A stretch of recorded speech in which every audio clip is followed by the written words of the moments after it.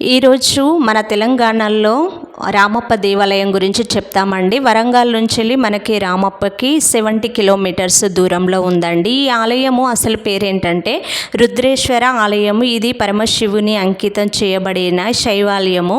గర్భగుడిలో కొలువై ఉన్న దేవుని శ్రీ రామలింగేశ్వర స్వామి, అందుకే దీనిని రుద్రేశ్వర ఆలయం అని కూడా పిలుస్తారు. అయితే ఈ ఆలయాన్ని ప్రపంచం మొత్తం రామప్ప దేవాలయం అని ఎందుకు పిలుస్తుందంటే దానికి కారణం ఈ ఆలయాన్ని అద్భుతంగా చెక్కిన ప్రధాన శిల్పి రామప్ప.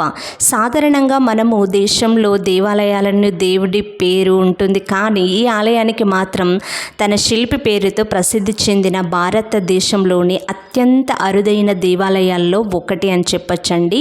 ఈ శిల్పి చేసిన అద్భుతంగా ఈ కళాకృతిక గౌరవంగా ప్రజలు ఈ ఆలయాన్ని రామప్ప దేవాలయం అని పిలవడము ప్రారంభించారండి. ఇలా వెళ్తుండగా వ్యూ పాయింట్ ఎలా ఉందో చూసారు కదా, చాలా ఎక్సలెంట్ ఉందండి. కొండలు, ఆ పల్లెటూరు, పచ్చటి వాతావరణం, పక్షుల సౌండ్ చాలా బాగుంది. ఈ విధంగా మనకి ఎంట్రెన్స్ అనేది ఉందండి. ఇంకా రామప్ప గురించి పూర్తి డీటెయిల్గా మనము వెళ్ళిపోదాం. ఈ అద్భుతమైన దేవాలయము ములుగు జిల్లా వెంకటాపూర్ మండలంలో పాలంపేట గ్రామంలో ఉందండి. దాని నుండి ఒక 2 కిలోమీటర్స్ లోపలికి వెళ్ళగానే ఈ దేవాలయం అనేది ఉంటుంది. రామప్ప దేవాలయం నిర్మాణం క్రీస్తు శకం 1213లో ప్రారంభమైందండి. అప్పట్లో కాకతీయ సామ్రాజ్యాన్ని రాజు గణపతి దేవుడు పరిపాలిస్తున్నారు. ఆయన సేనాధిపతి రేచర్ల రుద్రుడు ఈ ఆలయాన్ని నిర్మించారు. అందుకే ఈ ఆలయం అసలు పేరు రుద్రేశ్వర ఆలయము. ఈ ఆలయం నిర్మించింది పూర్తి అవ్వడానికి దాదాపు 40 సంవత్సరములు పట్టిందంట అండి. అంటే దాదాపుగా 800 సంవత్సరాల క్రితం నిర్మించబడిన అద్భుతమైన కట్టడం అని చెప్పొచ్చండి. ముందుగా ఆలయాన్ని చూస్తే కాకతీయ శిల్పకళ ఎంతో గొప్పగా అర్థమయ్యే రీతిలో ఉంటుందండి. ఈ రాయి పైన చెక్కినవి మనకి గుర్రాలు కానీ, ఏనుగులు, అదేవిధంగా నాట్యం చేస్తున్నట్టుగా ఉన్న శిల్పాలు కూడా ఉంటాయండి. పూలమాలలు కూడా దీనిపైన ఉండడం అనేది చాలా ఒక రియల్ ఫీలింగ్ని కల్పించే విధంగా ఉంటాయండి. నార్మల్గా చెక్కినట్టు కాకుండా నిజంగా శిల్పి అయితే చాలా గ్రేట్ అని చెప్పచ్చు. అంత అద్భుతంగా అంటే అద్భుతంగా చెక్కి ఉంచాడు. అదేవిధంగా అయితే ఈ టెంపుల్ ఒక పైనుంచి వెళ్ళి కానీ చూసినప్పుడు అది ఒక స్టార్ రూపంలో ఉంది అంట. సో ఇక్కడ రామప్ప దగ్గర పెద్ద చెరువు లాంటిది కూడా ఉండే అండి. ఈ చెరువులో చాలామంది మన వ్యవసాయానికి సంబంధించిన కొన్ని వేల ఎకరాలు పండడానికి ఈ వాటర్ని అనేది యూజ్ చేసేవారు. ప్రజెంట్ అయితే ఆ చెరువు అయితే లేదు.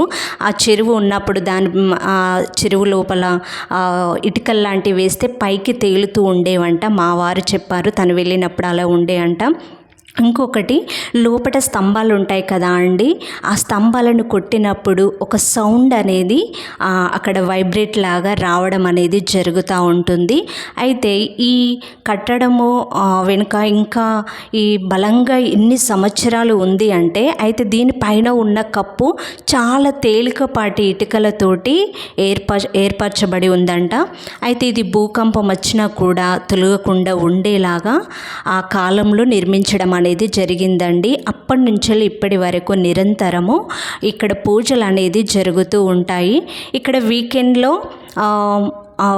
డే, అదేవిధంగా సండే, ఈ 2 డేస్ మాత్రము ఎక్కువ మంది ఈ ప్లేస్కు రావడం అనేది జరుగుతూ ఉంటుంది అని చెప్తా ఉన్నారండి. సో ఇక్కడ చూడండి మీరు, ఒక్కొక్క శిల్పి ఎంత అందంగా ఉందో. అయితే లోపల కొంచెం పర్మిషన్ లేదు చూపించడానికి, బట్ వాళ్ళు చూడక ముందు కొంచెం వీడియో తీయడానికి నేను ట్రై చేశానండి. ఇక్కడ ఇక్కడికి వెళ్ళడానికి 3 వేస్ ఉన్నాయండి. ఇప్పుడు గాడ్ ఉన్న ప్లేస్ నుంచి వెళ్ళి ఆపోజిట్గా రైట్, లెఫ్ట్, అదేవిధంగా స్ట్రేట్గా ఈ 3 వేల నుంచి వెళ్ళి మనం పైనకి ఎక్కడానికి ఉంది. చూస్తున్నారు కదా ఏ విధంగా ఆ డిజైన్ అనేది ఆ కాలంలో నిర్మించారు. ఇది చూస్తుంటే మన కిల వరంగల్లో కూడా ఇదే విధంగా ఉంటుందండి. చాలా బాగుంటుంది. చూస్తున్నారు కదా లోపట మన శివలింగం అనేది పెద్ద సైజులో గార్డెన్ అనేది ఇక్కడ పెట్టడం అనేది జరిగింది. నేను తీస్తున్న టైంలో అక్కడ వద్దన్నారు, ఇంకా వెనక్కి వచ్చేసానండి. సో ఇదే విధంగా ఇంకా బయట కూడా మనకి ఒక శివలింగం అనేది ఉంది చెట్టు కింద, అది కూడా నేను మీకు చూపిస్తానండి. చరిత్రను ఇష్టపడేవారైనా దేవాలయాలను దర్శించడానికి ఇష్టపడేవారు చాలామంది ఉంటారు కదా అండి. కొందరు ప్రకృతి అందాలను ఆస్వాదించడానికి కూడా ఉంటారు. జీవితంలో ఒక్కసారైనా రామప్ప దేవాలయానికి తప్పకుండా దర్శించడానికి ట్రై చేయండి. ఇక్కడ చెప్పాను కదా, ఇంకా బయట కూడా శివలింగం అనేది ఉంది. చాలామంది టెంకాయలు తీసుకురావడం, దర్శనం చేసుకోవడం లాంటిది కూడా జరుగుతూ ఉందండి. ఇక్కడ ఇదే టెంపుల్కి ఆపోజిట్గా మనకి నంది విగ్రహం అనేది కూడా ఉందండి. దీన్ని కూడా మీకు చూపిస్తాను, చూసేయండి. చూస్తున్నారు కదా, మనకి శివలింగం ఆపోజిట్ దర్వాజకి ఎదురుగానే మనకి ఇక్కడ పెద్ద నంది అనేది ప్రజెంట్ చేయడం అనేది జరిగిందండి. ఈ విధంగా ఇక్కడ లోపల మాత్రం ఉంది. సో ఇంకా బయట మీకు వ్యూ పాయింట్ కూడా చూపిస్తానండి, చూసేయండి. ఈ విధంగా గ్రౌండ్ అనేది, గ్రీనరీ అనేది చాలా బాగుందండి. మనము ఒకవేళ లంచ్ లాంటిది చేయాలి అన్నా కూడా బయట వేళ చేయాలండి. అయితే మనము దేవుణ్ణి దర్శించుకునే వాళ్ళు ఉంటారు కదా, నాన్ వెజ్ తినకుండా ఉండి నార్మల్గా దర్శనం చేసుకున్న తర్వాత బయట వచ్చి కూడా మీరు చేయొచ్చండి. మేము మట్టుకు లక్నవరం వెళ్ళే దారిలో ఇక్కడ పొలాల మధ్యలో ఈ గట్టు పైన అసలు ఎండ లేదు, అలానే వర్షం లేకుండా వాతావరణం కూడా సూపర్ ఉండే అండి. ఇక్కడ నుంచి వెళ్ళి ఇక లక్నవరానికి మేము స్టార్ట్ అయిపోయామండి. ఈ వీడియో నచ్చితే సబ్స్క్రైబ్ చేసుకోండి, ఫాలో అవ్వండి. అదేవిధంగా ఇతరులకు షేర్ చేయడం మర్చిపోకండి. Thank you for watching. Follow for more videos.